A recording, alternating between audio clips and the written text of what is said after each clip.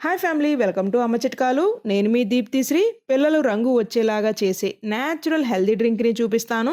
పిల్లలు రంగు రావటమే కాకుండా చర్మం నున్నగా అవ్వటానికి, కంటి చూపు చురుకుగా మెరుగుగా ఉండటానికి ఈ డ్రింక్ ఎంతగానో సహాయపడుతుంది. సంవత్సరం పైబడిన పిల్లల నుండి ఏ వయసు పిల్లలకి అయినా ఈ డ్రింక్ని అయితే ఇవ్వచ్చు.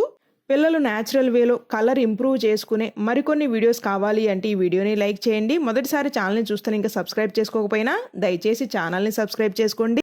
ఈ మోస్ట్ హెల్దీ డ్రింక్ కోసం ఇడ్లీ పాత్రలో 250 ml వరకు నీళ్లు పోసుకుని పీల్ చేసి కట్ చేసుకున్న చిన్న సైజ్ క్యారెట్ ముక్కలు, బీట్రూట్ ముక్కలు చాలా తక్కువ మోతాదులోనే తీసుకోండి. క్యారెట్ ముక్కల కన్నా వీటిని 15 నిమిషాల పాటు స్టీమ్ చేసుకోవాలి.